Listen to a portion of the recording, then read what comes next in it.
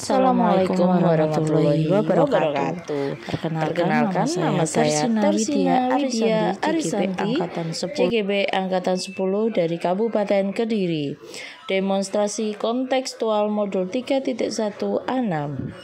Tujuan pembelajaran hari ini adalah CGP dapat melakukan suatu analisis atas penerapan proses pengambilan keputusan berdasarkan pengetahuan yang telah dipelajarinya tentang berbagai paradigma, prinsip pengambilan dan pengujian keputusan di sekolah asal masing-masing dan di sekolah atau lingkungan lain.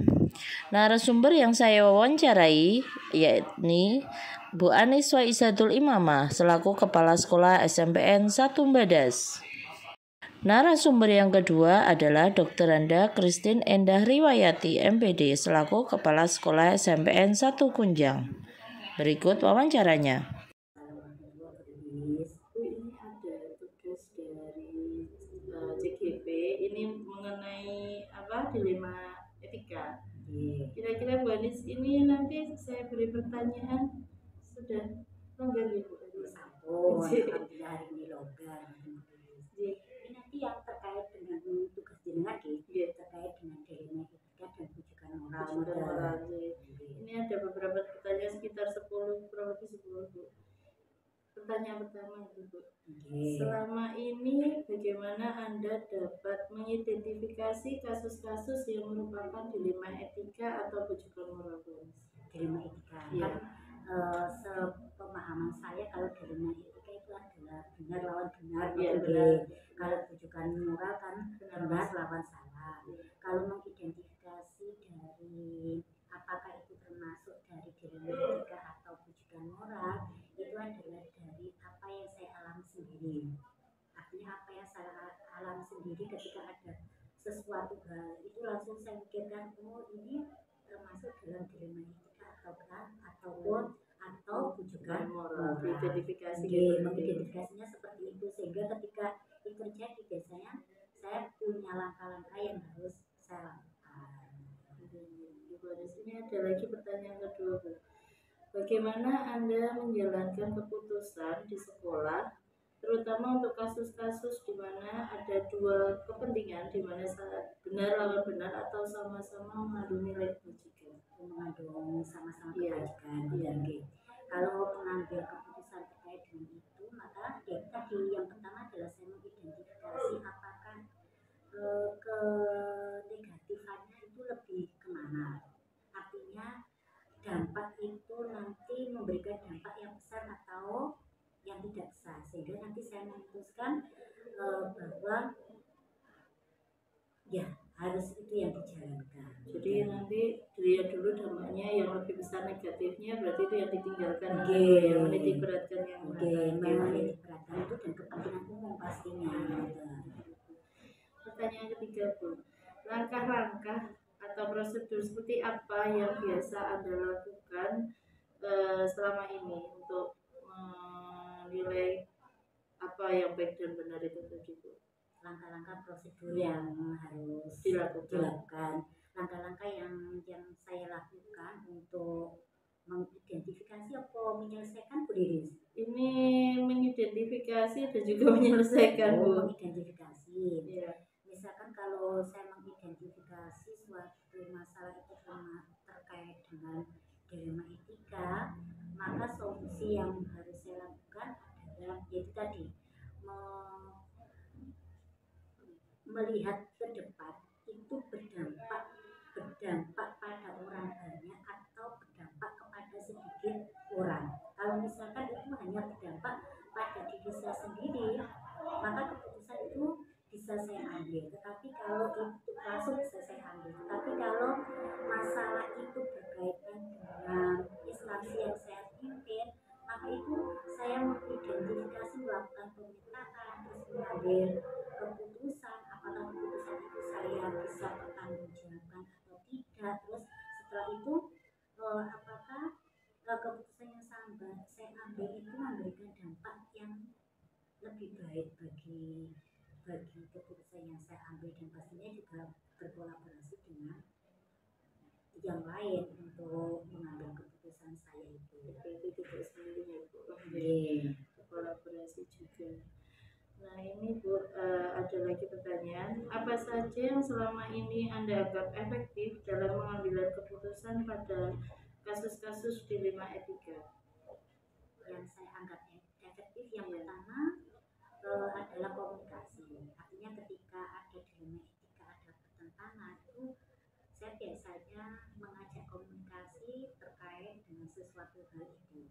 Setelah berkomunikasi, saya mengidentifikasi apa sih yang harus kita selesaikan bersama, agar nanti dampaknya juga tidak ke saya sebagai pengambil keputusan secara individu, tetapi banyak orang yang berkaitan dengan itu, sehingga nanti bisa kita pertanggungjawabkan bersama-sama. Itu tadi pertanyaan kelima. Ini pertanyaan lanjutannya Bu, hal apa saja yang selama ini merupakan tantangan dalam pengambilan keputusan pada kasus dilema etika Bu? Merupakan tantangannya itu apa Bu dalam pengambilan keputusan tadi? Jadi untuk tantangan yang saya hadapi dalam hal pengambilan keputusan itu adalah tantangan tentang kemanusiaan yang saya pikirkan. Artinya itu tantangannya itu paling berat itu kemanusiaan, dalam artian bahwa keputusan itu harus saya ambil karena itu berdampak pada banyak orang, tetapi peraturan, tetapi secara kemanusiaan saya tidak bisa mengambil keputusan secara sepihak karena memang itu hubungan pribadi seseorang. Terus itu tantangan yaitu kemanusiaan yang menjadi pertentangan atau tantangan yang saya hadapi. Kemarin juga sempat dibahas Bu di Rukal kemarin, itu ada kemanusiaan dan peraturan. Itu akhirnya panjang sekali pembahasannya. Kan kaitannya dengan itu, ada aturan, tetapi kalau dari sisi kemanusiaan kita benturkan kan dalam pengambilan keputusan itu. Akhirnya yang itu Bu, akhirnya di 9 langkah itu diterapkan itu Bu. Jadi panjang prosesnya, akhirnya baru ada solusi untuk 9 pengambilan langkah itu kan kadang ketika kita melakukan 9 langkah itu kan terlalu lama. Pada keputusan itu kan cepat harus dibuat sehingga ya pastinya kita tidak menjalankan 9 langkah itu, tetapi mana yang lebih efektif kita jalankan. Itu penerapannya di dunia nyatanya seperti itu ya. Kemarin masih teori ya. Dalam realitanya pasti seperti itu. Pastinya ya memang ada langkah-langkah tetapi tidak semuanya dijalankan. Ada juga yang dijalankan tetapi itu memang prosesnya memang harus dijalankan, tetapi kadang ya lebih banyak tidak dijalankan secara keseluruhan. Ya Bu, di sini ada 5 etika. Kalau misalkan untuk pengambilan keputusan itu kan saya di sini sebagai pimpinan sekolah kan tidak bisa sendiri. Pastinya program-program berjalan atau hal-hal yang terjadi di sekolah ini pastinya saya perlu berkolaborasi dengan berbagai pihak. Tetapi jika itu masalah misalkan terkait dengan kesiswaan, maka pastinya saya berkolaborasi, berkomunikasi dengan wakil kesiswaan, dengan pimpinan OSIS, dengan BK atau dengan wali kelas. Kalau kaitannya dengan orang tidak siswa tetapi dengan lingkungan, pastinya saya berkolaborasi dengan wakil kesiswaan dan pihak wakil humas yang bekerja sama dengan pihak-pihak yang lain dalam pengambilan keputusan. Berarti disesuaikan dengan itunya Bu ya, kasusnya. Kasusnya kan tidak mungkin kita keseluruhan itu karena kita bukan lagi sebagai individu pribadi yang bisa curhat dengan misalkan bestie kita kan tidak, tetapi ya kalau bestie kan memang, tetapi kadang dia hanya mendengarkan tidak memberikan solusi, tetapi ketika kita mengambil suatu keputusan dalam instansi yang kita pimpin, ya melibatkan pihak-pihak yang memang bisa kita libatkan disesuaikan. Ini pertanyaan terakhir Bu.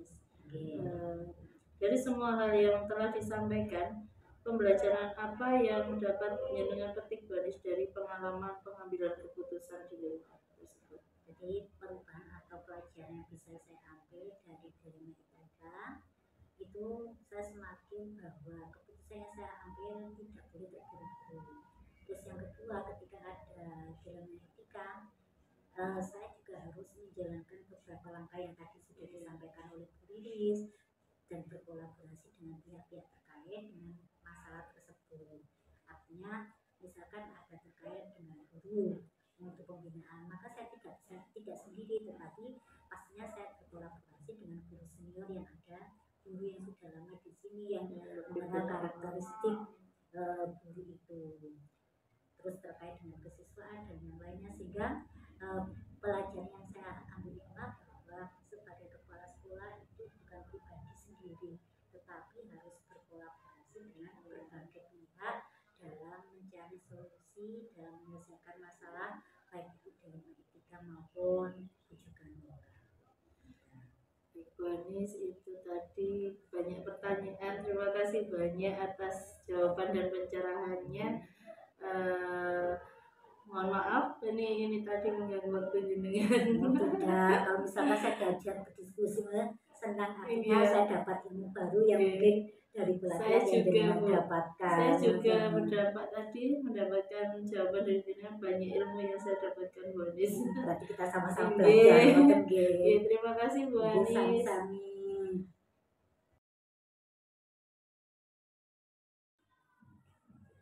Assalamualaikum Bu Christine. Waalaikumsalam Bu Riris. Maaf ini mengganggu waktunya. Bagaimana kabarnya Bu? Alhamdulillah. Ada yang bisa saya bantu? Ini Bu, ini saya kan ikut guru penggerak. Ini ada tugas dari LMS, itu modul 3, itu terkait kepemimpinan, ada dilema etika dan rujukan moral. Ini nanti ada sekitar 8 pertanyaan Bu Christine. Minta tolong untuk Jadi saya mulai ya Bu. Iya. Pertanyaan pertama Bu, selama ini bagaimana Bu Christine itu mengidentifikasi kasus-kasus yang merupakan dilema etika atau rujukan moral? Jadi begini, ketika kita menghadapi suatu permasalahan, kita harus melihat dulu dari berbagai macam sisi. Ya, kita lihat dulu dari sisi, misalnya ini kasus anak ya. Kebanyakan kan kalau kita di sekolah itu kasus anak. Berarti kita lihat dulu dari sisi siswanya dulu. Ya, dari sisi siswanya, bagaimana latar belakang anaknya, bagaimana dengan kehidupan sehari-hari anak tersebut, kemudian bagaimana dengan pola asuh dari anak tersebut, bagaimana dengan siapa anak tersebut berteman, ya. Jadi hanya kasusnya Bu. Iya, di mana anak itu setiap harinya, kalau bukan di sekolah ya, setiap harinya dia ada di mana, dengan siapa, dan apa yang dia lakukan, itu dari sisi anak. Yang kedua, kemudian dari sisi sekolah, ada apa dengan anak ini ketika di kelas, misalnya kasusnya ada di kelas biasanya, ada apa di kelas ini. Kemudian kita lihat banyak deh, misalnya ini kok kasus yang seperti ini, kita lihat, oh ini pas jam apa, ya, pas materi apa, siapa gurunya. Kemudian dilihat juga teman-temannya di kelas itu, bagaimana dengan kelas itu, kita lihat juga dari wali kelasnya. Ya, di kelas ini apa yang terjadi dengan anak ini ketika dia di kelas, duduknya dengan siapa, kemudian bagaimana keseharian setiap jam pelajaran anak ini di kelas, ketika materi pelajaran ini, apa yang terjadi dengan anak ini, itu banyak sekali kita. Setelah itu baru kita menunjukkan permasalahannya. Oh, permasalahannya ada ini. Nah, ini kita gabungkan satu persatu. Ya, setelah itu kita diskusikan bersama, kita duduk bersama. Untuk anaknya sendiri, kita panggil sendiri juga dengan yang namanya segitiga restitusi kemarin itu ya. Berkaitan gitu. Iya, kemudian yang di sini juga begitu. Kita bukan mencari siapa yang salah, tapi bagaimana kita menyelesaikan suatu masalah. Saya lanjutkan ke pertanyaan kedua, Bu. Bagaimana Bu Christine itu menjalankan pengambilan keputusan di sekolah Anda, terutama untuk kasus-kasus di mana ada dua kepentingan yang sama-sama benar atau yang sama-sama mengandung nilai kebajikan, Bu? Ini semestinya kalau pertanyaan seperti ini menggantung ya Mbak ya. Iya. Jadi harusnya ada kasus seperti ini Bu. Ada kasus seperti inilah dengan bagaimana cara mengambil keputusan. Tergantung kasusnya. Iya. Tidak apa-apa. Jadi begini Mbak. Kita dimanapun berada itu kan ada aturan. Satu sisi kita mengambil keputusan itu yang pertama harus ada. Kita berbicara pada aturan yang berlaku. Ya, aturan yang berlaku seperti apa. Kemudian kita juga berpijak kepada ketika mengambil keputusan ini, kira-kira dampaknya apa? Dampak itu bukan hanya pada anak, tapi dampak secara keseluruhan. Kalau siswa, guru atau siapapun di sini dampaknya. Nah, dampak ini bisa dampak ke yang bersangkutan, bisa juga dampak ke banyak orang, bisa juga dampaknya ke institusi. Ya, ada juga mungkin dampaknya lebih besar lagi. Makanya kita mengambil itu juga ada banyak patokan yang harus kita. Ya, juga termasuk norma-norma yang berlaku seperti apa.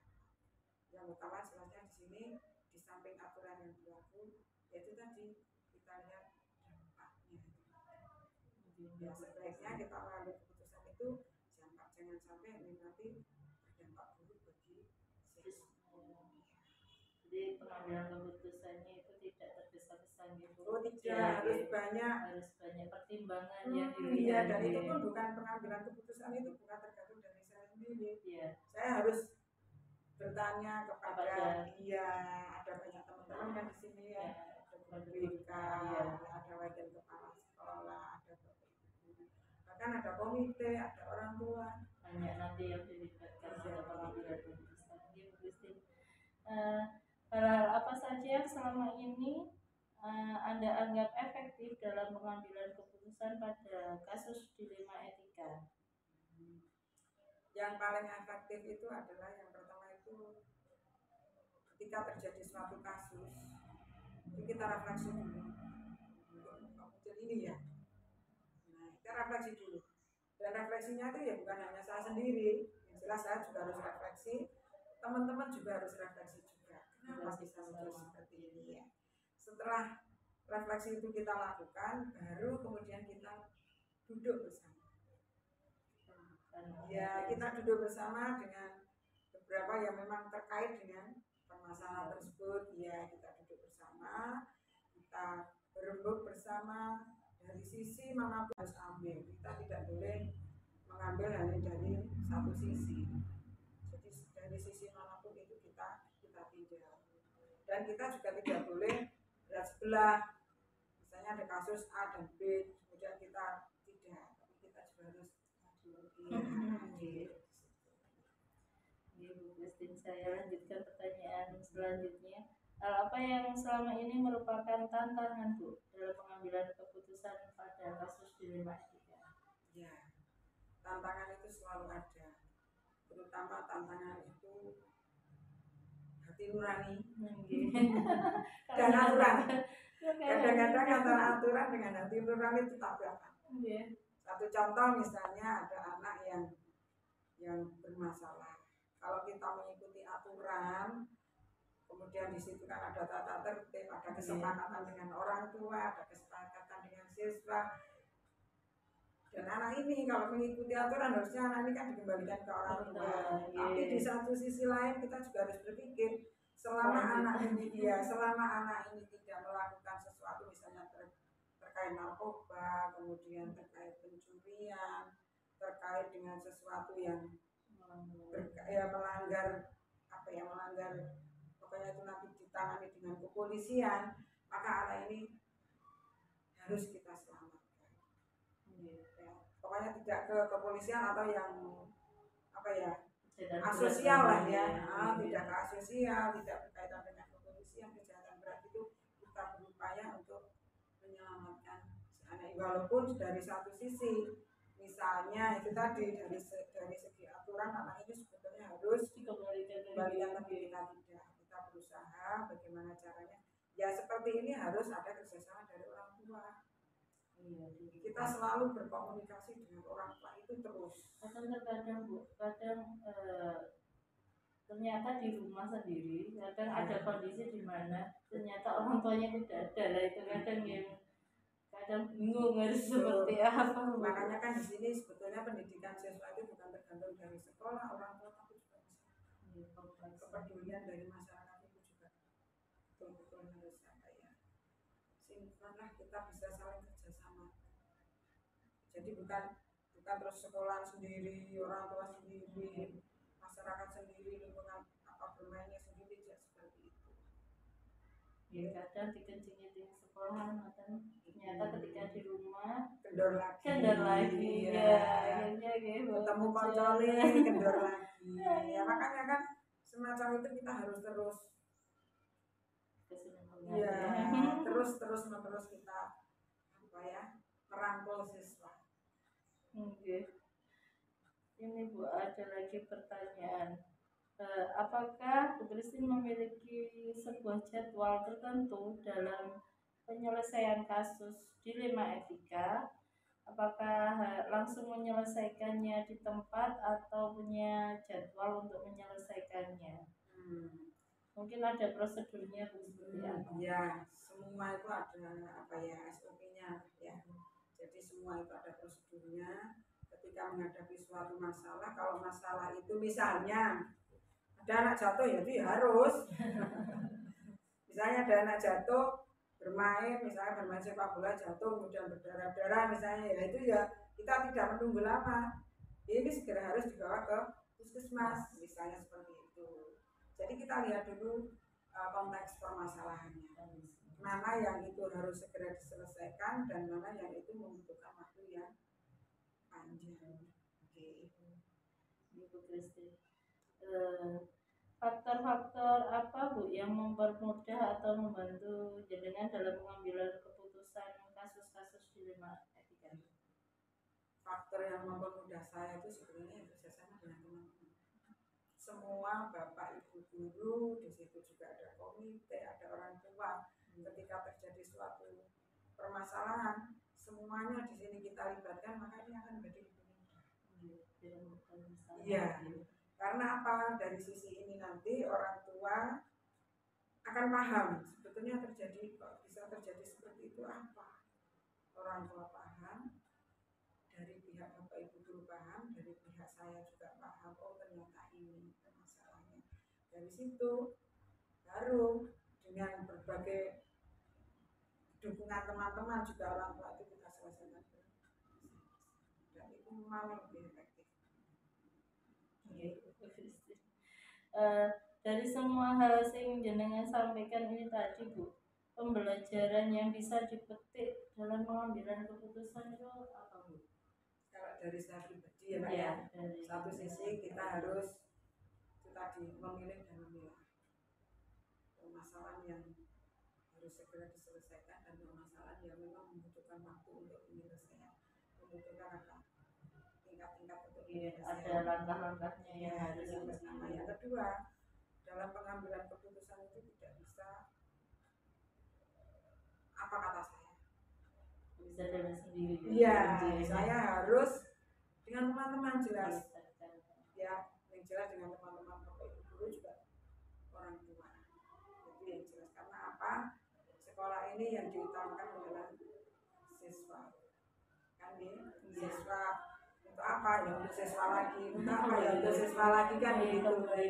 Tujuan utama kita kan ke siswa, bagaimana nanti membentuk siswa ini nanti sesuai dengan apa yang diinginkan. Kemudian yang ketiga yang jelas itu tadi, ketika permasalahan itu tidak berkaitan dengan kriminal, tidak berkaitan dengan asusila, saya yakin semuanya bisa diperbaiki. Yang penting bukan itu tadi, narkoba itu tidak bisa. Kalau sudah narkoba, kemudian mencuri itu sudah di luar kendali. Penanganannya beda. Penanganannya sudah beda lagi. Yang kita tangani di sini adalah kasus-kasus yang sering dihadapi dengan asusila. Saya yakin semuanya bisa diperbaiki. Yang penting bukan itu tadi, narkoba itu tidak bisa. Kalau sudah narkoba, kemudian mencuri itu sudah di luar kendali. Penanganannya beda. Penanganannya sudah beda lagi.